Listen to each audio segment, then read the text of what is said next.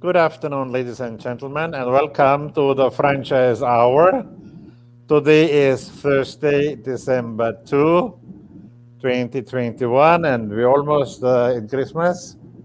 And today we have a very interesting guest as our speaker for the day, Mr. Eric Caeg. He is the founder of the Retail Academy of the Philippines, chairman of AFFI Empowering Entrepreneurs. He is director at the Philippine Marketing Association and the founding president for the Philippines of the International Council for Small Businesses. Good afternoon, Mr. Eric Kaik, and welcome to the Franchise Hour. It's a pleasure to have you here today. Good afternoon, Sir Rudolf, and thank you very much. Good afternoon to everyone who's been following and watching your program, and it's great to be here with you. When I met you the first time, Eric, which was many, many moons ago, you started the Retail Academy. When was that? When was that, Eric? Well, Retail Academy was born in 2009, and formally registered in 2010, and we're going on our 12 year, and we started training frontliners, and frontliners at the time was defined as those people who are selling in the malls, in the boutiques, and the department stores, and those who are in the restaurants, food and beverage stores, and pretty much everyone who has got to do with contact with the customers, right? And we initially rolled out programs for customer service, salesmanship, leadership, and now we've elevated Retail Academy services. One of them is consulting in organization development, and that's what I do now. I have clients for OD in different parts of the country, and we're engaging different sizes of companies, whether it's micro, small, and large corporations. How long usually do the courses take? How many hours or weeks or days or what volume are we talking here among the courses? Yep. Can you repeat your question, please? Yep. Yeah, Eric. I said, how long do the courses take usually? What you're giving? Is All it? right. Yep. Right now, we're fully online, and we're actually launching an academy a couple of days from now. And that online academy is courtesy of Union Bank Global Linker, and uh, we have around 60 modules and counting, and it's going to be asynchronous. And in that platform, we are going to introduce a new way of learning. We call it SDL, self-directed learning. Our entrepreneurs can expect a new methodology on how to take their online learning to another level, which we are expecting them to develop new competencies to be applied into their respective businesses. As I said earlier, you started with training the sales frontliners. Yes, yes. Uh, how did you expand that one? Beside of sales frontliners, whom are you training today? Beside of that, Yeah, today we are actually engaging owners of companies from micro, small, medium, and large companies. We're doing organization development, and we're starting with the human resources department, reviewing if they're actually able to roll out, the discipline system, performance evaluation system, and their learning and development system that will allow employees to perform better and grow in their respective roles, and eventually bringing the entire organization to a new level of growth. And that would allow entrepreneurs to, harness the capability and competency of their employees. for the benefit of our viewer who might get interested to have some courses with you, how can they get in touch with the Retail Academy Philippines? Well, right now we have our Facebook page, Retail Academy Philippines, School for Filipino Frontliners. You can get or send a message there, and we'll immediately respond to your queries. You'll be seeing there some updates as well, and some of our history of what we've been doing this last couple of years. So just send us a note, and we'll get to address your concerns. And you can also send me a direct message on FB, Eric Pai Caeg, and I'll get to answer your inquiries as well. Okay, sounds good. You're also the director for education of the Philippine Marketing Association. I just learned of the Agoda Awards were held this year hybrid. Yes, Instead of last year, there was none, as much as I know. The last one was 2019, diba? yes, Which Phoenix got my client, Phoenix Petroleum got the marketing award. Tell me something about the new hybrid version of the Agora Award. yes. Thank you for asking. Last week, the Philippine Marketing Association held its first ever hybrid uh, Agora Awards. No? This is in cooperation with our Agora committee, which's been working hard, searching for qualified candidates. And yep, we did this both face to face. I was there in the hotel ballroom, and the other spectators are actually online. And we had the winners who were with us during that day, and we had some of the winners who were online as well. And it's a great experience because during the last 1 year we were all confined to online, and we were waiting for this opportunity to uh, to be able to go face to face. And just to announce our winners, we have for uh, the marketing company of the year, CEO of Mega Global Corporation, Mr. William Chu Lim. And for outstanding achievement in advocacy marketing in support of the United Nations SDGs, we have the CEO and President of Boitis, Mr. Sabina Boitis. Outstanding achievement for overseas marketing, we have Roxanne Negrillo, Business Unit Director, PhD UAE. And posthumous award achievement for outstanding achievement in marketing communications to Ms. Venus Nabalta. For education, we have the awardee for outstanding achievement in marketing education, Dr. Jenny Ramos, and outstanding achievement in entrepreneurship large scale, uh, founder and CEO of Converge ICT Solutions Inc., Mr. Dennis Anthony Uy. And for outstanding achievement in entrepreneurship medium scale, we have CEO of Fredly Group of Companies, or Macau Imperial founder, Mr. Avin Ong. And our very own outstanding achievement for entrepreneurship small scale, founder and owner of Mobile Optima, Miss Rio Palabriga Ilaw, the better half of Jerry Ilaw, who used to be our president in AFI. So it was a great experience seeing the winners accept their awards physically, and some of them online. And we, we we had this worry that we might not be able to conduct it, but then again, everybody was safe. We went to our PCR testing before the event, and it was a great thing that nobody is actually infected, and we're all good. And we're looking at a new hybrid event before Christmas, the Thanksgiving gathering for the Philippine Marketing Association. Now, probably Rudolph, our audience might be wondering how come an OD professional is actually in the marketing field. So, I started my career in the 80s as a marketing professional, doing on the client side with advertising, promotions, product and brand management. And when I went to sales, way back in the Mondragon days, and I was handling Nike, and I was handling people assigned from different stores, I realized that, achieving the goals was not my own doing, it was the doing of my team. And that's where I found talent development, people management is a great thing for organizations. And that paved the way for me to get into training and later on general management. And I ended up my career as HR director. And today I'm still actually learning so many competencies regarding people and talent management. I'm finishing my certification for team coaching. I'm a professional coach myself.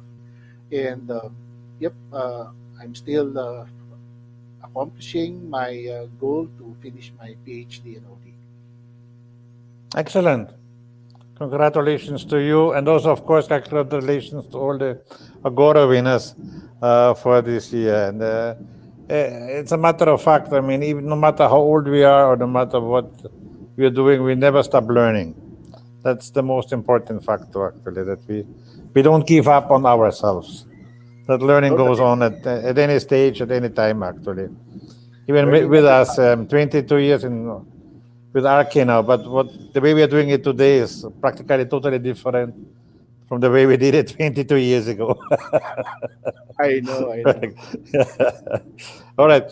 Eric, you're also the founding president for the Philippines at the International Council for Small Businesses, or you call it here yourself here, IC, ICSB Philippines. Tell us Yes, about this one. Tell us yes. about what's the council all about. Yep. The International Council for Small Business Philippines is actually aligned with the ICSB Global. It's a global organization, the oldest global organization, nonprofit organization supporting small businesses. It started in the USA. It's based in Washington, D.C. now. It's present in 193 countries, and we are the 193rd. And through the Knowledge Hub of my company, Retail Academy, ICSB is now recognized by ICSB Global. We had our induction on September 4 with the presence of the global chairman, Dr. Winslow Sargent, and the global CEO and president, Dr. Ayman Tarabishi. ICSB Global is supporting and aligned itself with the global partners like United Nations, World Bank, International Labor Organization, OECD from Europe, and other orgs that are supporting small business. And how does it pan? Or how does it benefit the country? We are able to do exchanges.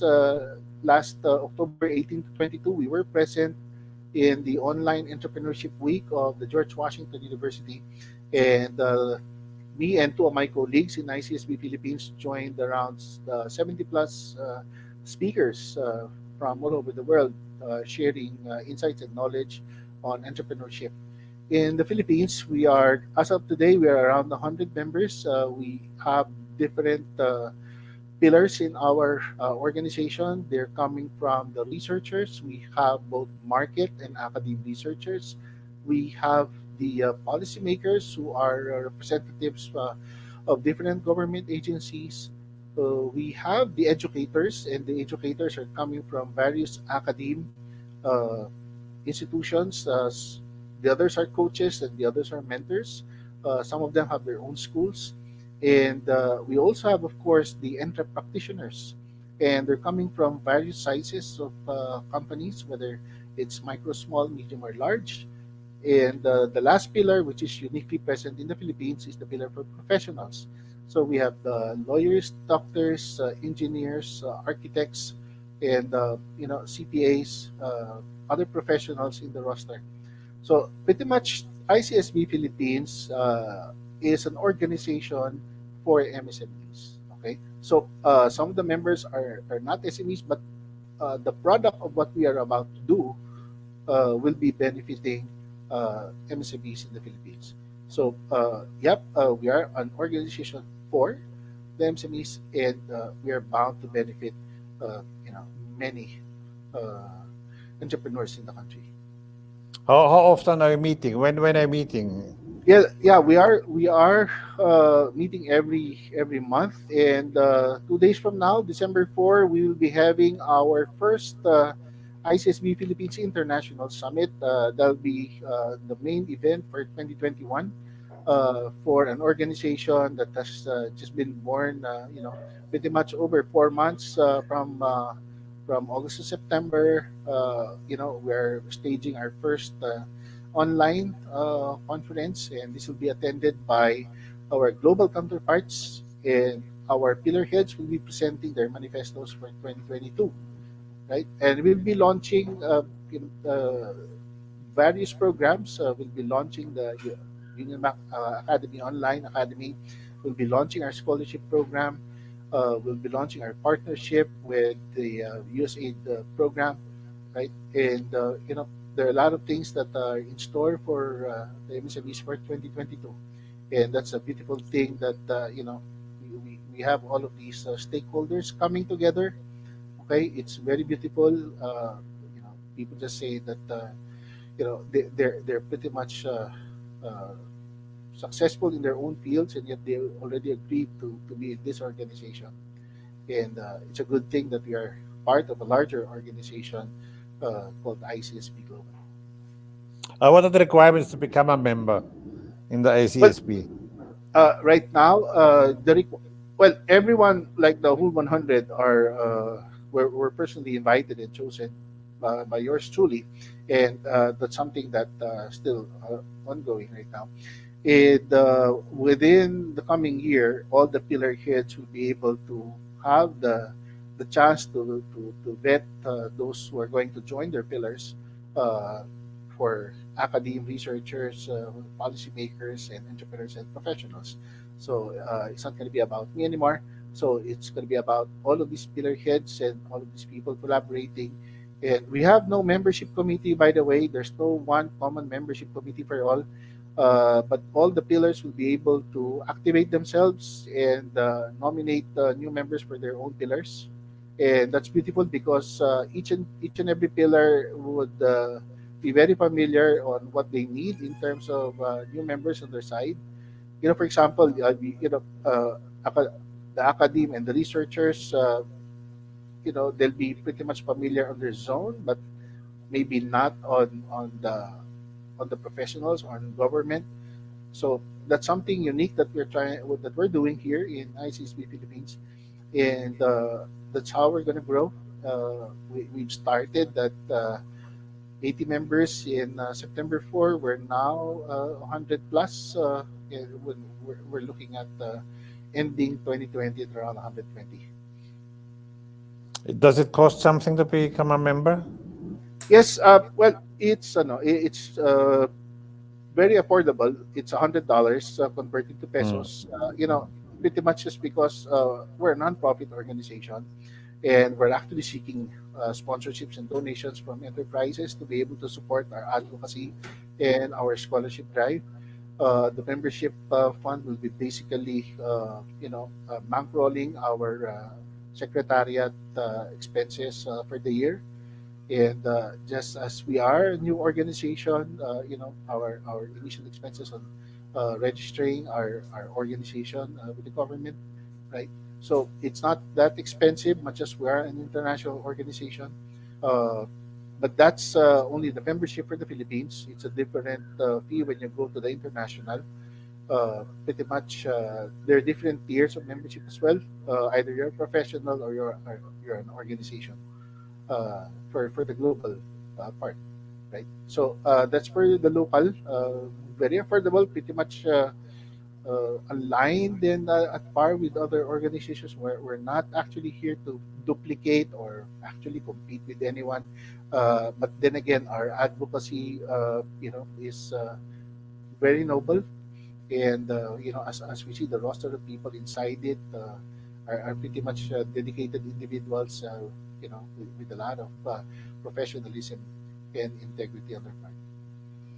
If any of our professional or entrepreneurial viewers are interested to join, uh, do they have to wait to be invited from one of your pillars, or they can also approach you? Well, initially they can message us. We have our Facebook page as well for ICSB. You can send a message there. We'll respond to you, right? Yep. But then again, right now we just activated our pillar heads, and they're going through the process of calibrating. As I said, no, we are an organization for SMEs, uh, and our products, the services, and the programs that we will offer are for MSMEs. Okay, that sounds good. So I hope you will grow to a very big organization. I wish you the best of luck for that. Thank you very Uh, much. and getting aligned with many stakeholders in entrepreneurship world like you is such a good thing. Thank you very much for inviting me to be able to showcase No what we do problem here. with that. And as we titled the show today, entrepreneurial growth, you have also made a presentation for us and tell us Yes. a little bit about your own meaning of entrepreneurial growth. And I put in now the presentation, the stream. Eric, the presentation is now in the stream. Yep. Okay. Uh, please go ahead. All right. Can you see the slides? Yes, we Right. can see the slide. Yes, the first. Okay. Can I Go ahead. enlarge it? Okay.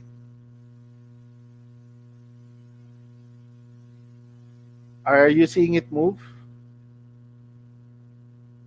Yep. Okay. Uh, is my slide moving? Yep. All right.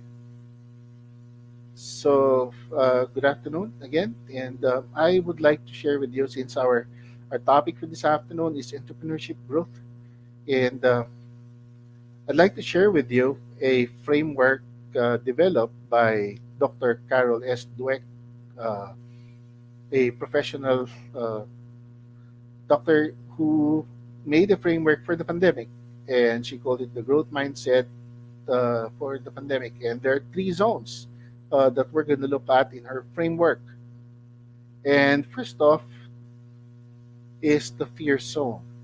And when the pandemic hit in March or in February 2020, and the lockdown came in March, good for 90 days, everybody was enveloped by this concept of fear, right? And the initial reaction of individuals were their fear of their health, income loss, and stability of mental health. And we saw some consumers actually lining up, so many hundreds of meters to be able to get their groceries and stuff from the supermarket. There's even that panic buying for toiletries and tissues, and people began asking why, what's happening. So nobody really knew what was happening. They're trying to content themselves with the reports in the news that they're getting from so many sources, and it made uh, a lot of people confused because you'll be reading from newspapers, seeing it online, seeing it on Viber, Messenger threads, and text messages from friends. People were getting anxious, right? People were getting quite hot-tempered, and when their businesses were closed, and they did not know how to handle in terms of business closure for 3 months, and employers were wanting to get hold of their employees. Some employees went home to their regions and provinces, and the companies were disabled. Some were not technologically prepared. Zoom was still being learned by most. Now, with almost a year and a half, going 2 years by March, people have resulted to Zoom a lot, right? And in this fear zone, people would have grabbed everything that they need, and they worried a lot, and they don't know what's next. And at home, there's that new introduction, from last year of the work from home, and when July came in and children were about to start schooling, parents have a new surprise to themselves that they become instant teachers and tutors to their children as well. Something that they left with to schools that was operating pre-pandemic. So now everything has to happen at home. Parents are working, entrepreneurs are working at home, employees are working at home, and students are studying from home. So from the fear zone in this framework of Dr. Dweck, moving towards last quarter of 2020, well, third quarter of 2020, people were learning more. They were becoming calmer. Uh, able to filter the right information. People are now informed and getting it from the right sources, uh, becoming more stable. Though we're still seeing, towards the last quarter that people are still uh, very much aware on the health protocols. But last year, of the same month, November and December, we are quite seeing the downtrend of the pandemic. Uh, and it leads towards the growth zone of Dr. Greg when people are able to learn and grow with this situation that we have. We are more understanding and empathic of our employees, of our stakeholders, suppliers, customers. Uh, we are grateful still while most have pivoted, some have closed and opened another business as well. Many businesses have grown, sprung out of this pandemic. More of them are community based. Okay, and the citizens, Filipinos, have learned to adapt and move forward. For those who are working, they can now uh, adjust and work with their colleagues online.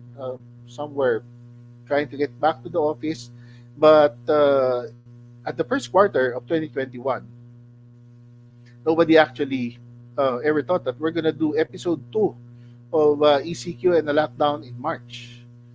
And after discussing this growth zone, growth framework of Dr. Dweck, I really thought we're not going to discuss it again. And during third going second quarter of 2021, we were again flashing this framework of fear, learning, and growth zones just because we had a reset. And just thinking that it's all done and we're going to be stable, August came and we saw the third edition of lockdown. And now it's November. We are now being advised that we are now on level 2 alert and people are allowed to go out. More and more people are allowed to work. Transportation, 70% capacity. People can dine as long as they're vaccinated. But the warning here is that similarly to what we had last year in December and what we experienced in January and February, we really hope that people would be more mindful, uh, still exercising utmost health protocol, and be able to sustain this this level of alert that we have, and hopefully, like other countries, we'd be able to coexist and work with our own businesses. For all of us who are watching this program, to be able to be in that safe economy. Rudolph, last year in 2020, I made a short description of how I wish to see the near future of 2 years from now in 2020 to 2022. And I said there that while the quarantine economy just gave birth to new enterprises, moving forward, we should be able to see that safe economy where everyone is safe to engage customers and customers are safe to buy from their favorite stores and companies. And whether you do it face to face in your brick and mortar stores, in our franchise stores, or online, right? So that safe economy must be able to bring back that confidence for both entrepreneurs and customers. And while everyone has been talking about new normal for the last 2 years, we're still writing. We're still in that lane of uh, creating that new normal. So we are still in the evolving times, right? So we are hoping that everyone would be cooperative enough to sustain the gains that we had for the last couple of weeks and 2 months, right? And just be able to sustain this growth zone that's being shared to us by Dr. Dweck in her framework.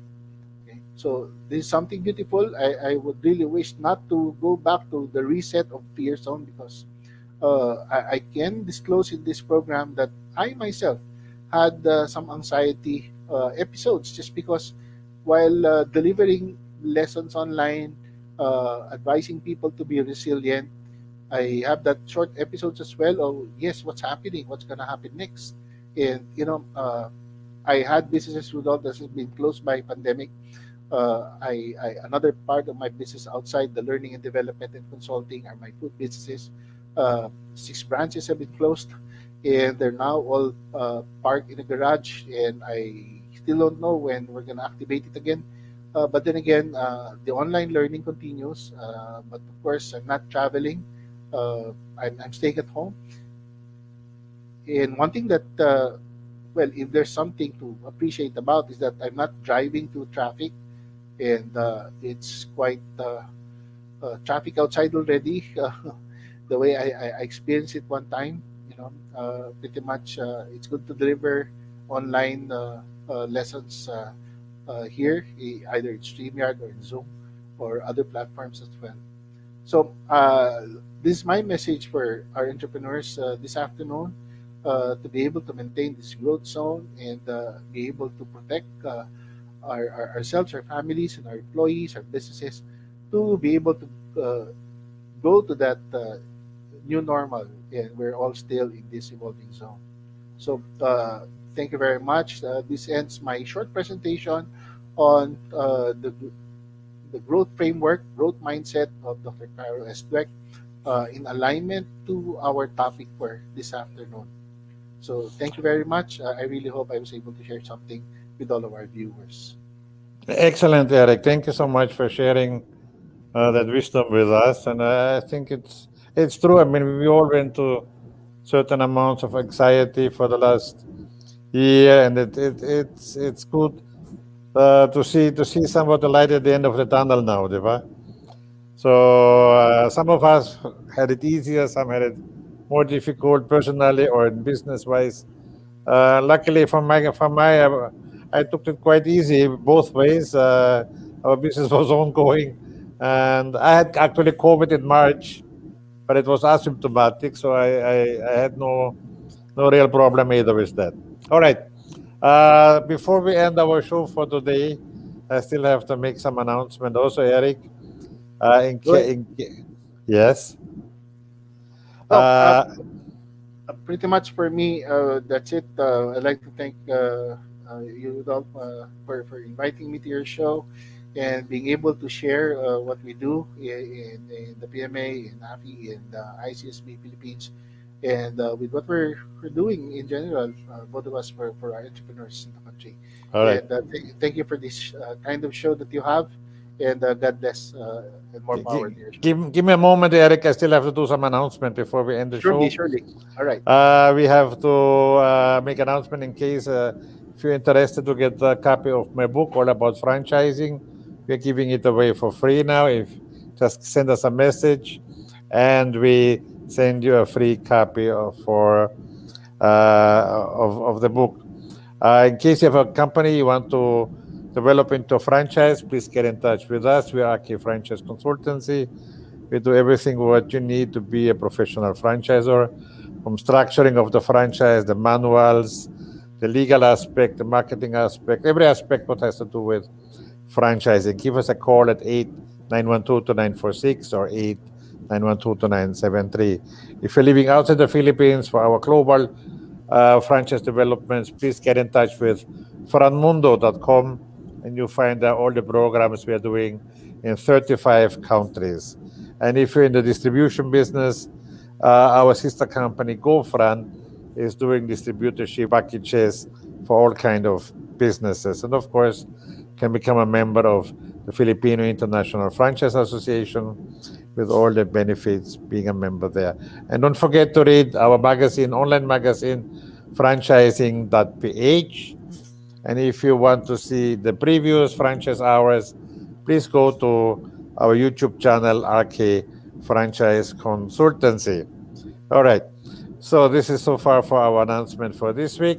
So I would like to thank Mr. Eric Caeg to be my guest for today. Have a very great Christmas ahead of you and Happy New Year. And I thank all my viewers, and we'll see each other again next Thursday at the same time with a new episode of the Franchise Hours. Maraming salamat. Maraming salamat.